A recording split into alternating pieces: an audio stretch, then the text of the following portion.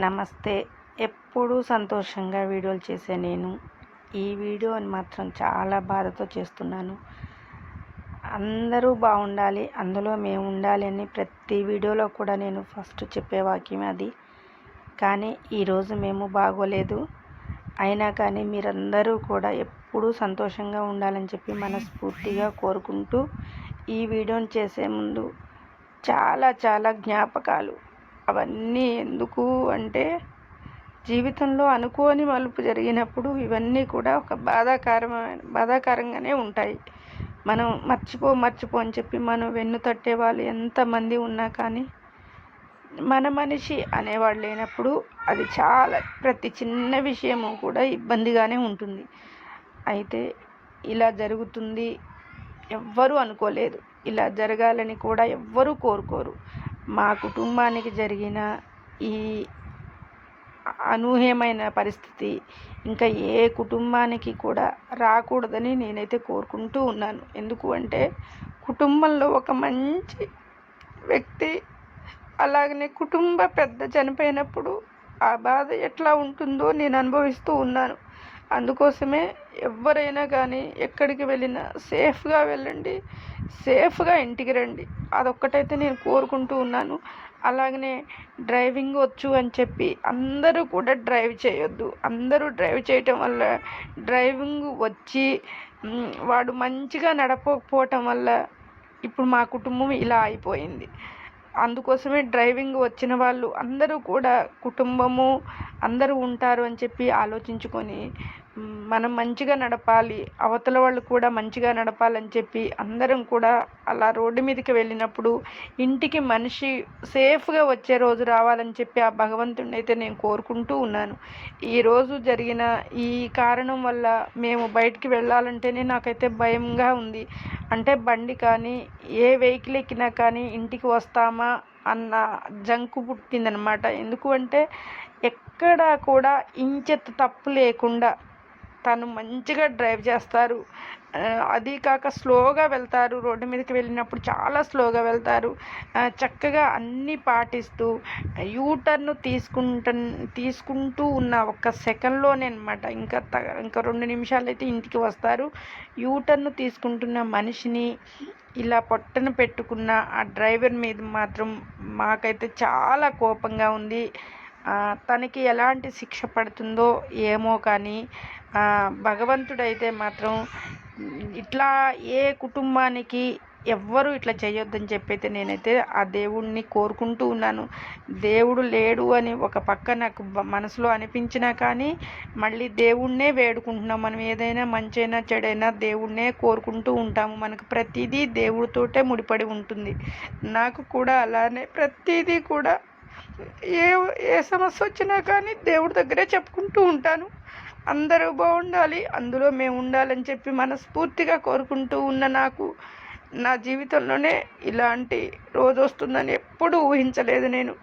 ఇంకా కొంతకాలం ఇద్దరం మంచిగా ఉంటాము, అన్ని బాధలు ఇప్పుడే తీరుతున్నాయి, చక్కగా ఉంటాము అనుకున్న టైంలో ఇలా భగవంతుడు ఎందుకు చేశాడో మరి.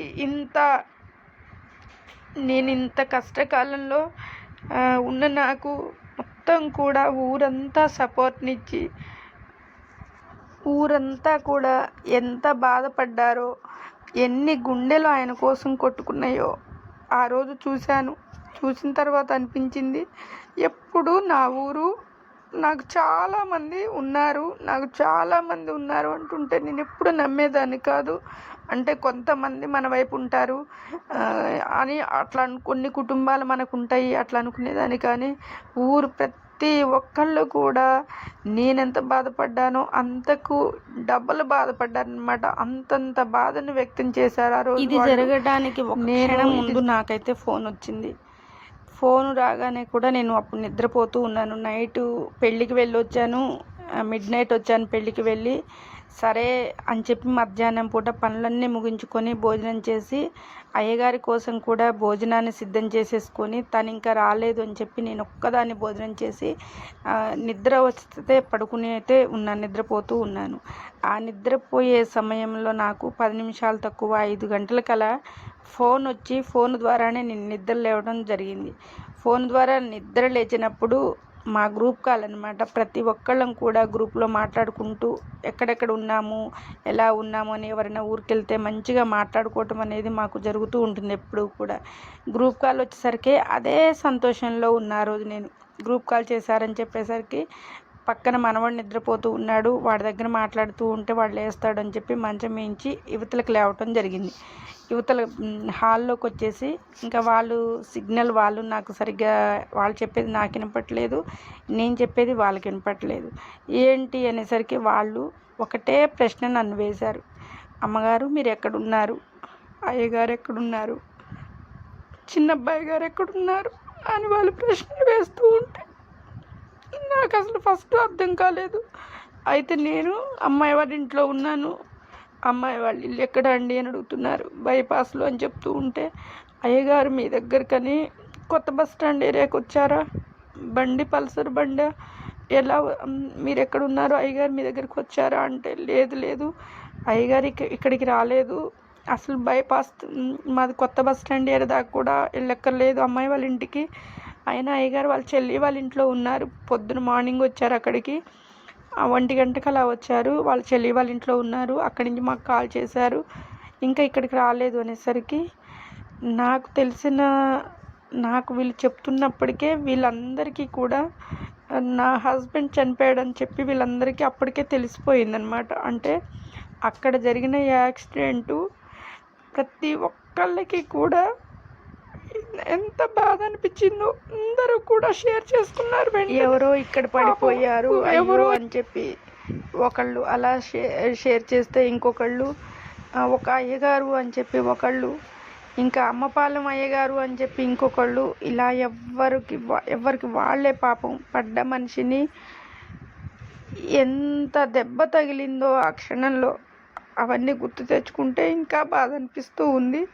ఇలా ఇట్లా తెలిసిన విషయాన్ని నాకు వెంటనే గ్రూప్ కాల్ చేసేటప్పటికి మా పాప, ఇదేంటి అమ్మకి ఇలా కాల్ వచ్చింది ఏంటి, అమ్మకి కాల్ చేస్తే అమ్మతో వాళ్ళ అమ్మ గురించి అమ్మతో మాట్లాడి అమ్మ విషయాలు కాకుండా ఇలా నాన్నని అడుగుతున్నారు, తమ్ముడిని అడుగుతున్నారు అని చెప్పి నా పెద్ద కూతురు వెంటనే అసలు నాన్నకే ఫోన్ చేద్దాము, అసలు నాన్న ఫోన్కే చేద్దాం ఒకసారి అని చెప్పి ఎందుకో కొంచెం అన్నమాట భయం అని వేసి వెంటనే వాళ్ళ నాన్న ఫోన్కి చేయడం జరిగింది.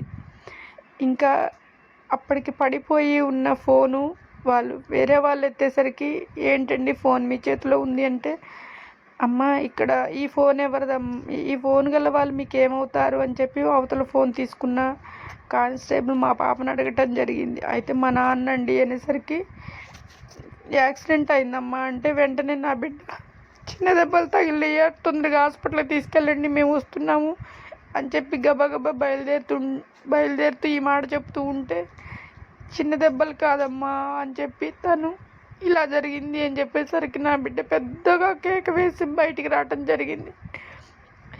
ఆ క్షణంలో నాకు ఆ కేక కూడా ఏం జరిగిందో అనేది అర్థం కాలేదు. అమ్మ దగ్గర ఒక పిల్లగాడు ఉంచేసి మనం వెళ్ళిపోదామని చెప్పి మా 10 ఏళ్ల మనవడిని తీసుకొని ముగ్గురు వెళ్తూ ఉంటే ఇంకా మొత్తం కూడా ట్రాఫిక్ జామ్ మొత్తం. ఇంకా అట్లనే బండి పక్కన పడేసి గబ్బా నడుచుకుంటూ వెళ్ళిపోయారు. అంత దగ్గరగా వెళ్ళిన తర్వాత కూడా ఆ లుంగి కట్టుకొని ఉంటే వాళ్ళ నాన్న ఆ రోజు ప్యాంట్లో చూసింది. అందువల్ల తను మా నాన్న కాదు అని చెప్పి అనుకుంటూ వెళ్ళినా కానీ మాకు భగవంతుడు ఇలా రాసి పెట్టాడేమో, వాళ్ళ నాన్నని చూసి తట్టుకోలేకపోయారు. ఇదంతా జరిగిన తర్వాత ఇంకా నేను హాస్పిటల్కి వచ్చేటప్పటికి ఊరి జనమందరినీ అక్కడ చూసి నేను కూడా పెద్ద దెబ్బలు తగిలి అయ్యగారికి అందరూ వచ్చారని చెప్పి అనుకున్నది, కానీ ఇలా జరిగిందని నాకు అసలు అనిపించలేదు. చూసిన తర్వాత కూడా నేను మనిషి మంచిగానే ఉన్నాడు, దెబ్బలే తగిలి అనుకున్నాను. ఇలా ఈ విషాదకరమైన పరిస్థితుల్లో మేము ఇలా ఉంటామని చెప్పి ఎప్పుడూ అనుకోలేదు నేను. ఇలా జరిగింది. అందుకోసం రోడ్డు మీదకి ఎవరు వెళ్ళినా కానీ సేఫ్గా వెళ్ళండి, సేఫ్గా రండి. మాకు జరిగినట్టు ఎవ్వరికీ జరగొద్దు. మీరందరూ కూడా ఎవరు వెళ్ళినా కానీ చక్కగా వెళ్ళండి. ఎటు నుంచి ఆపద పొంచుకొస్తుందో అనేది మనం అన్ని కళ్ళతో వేచి చూసుకోవాలి.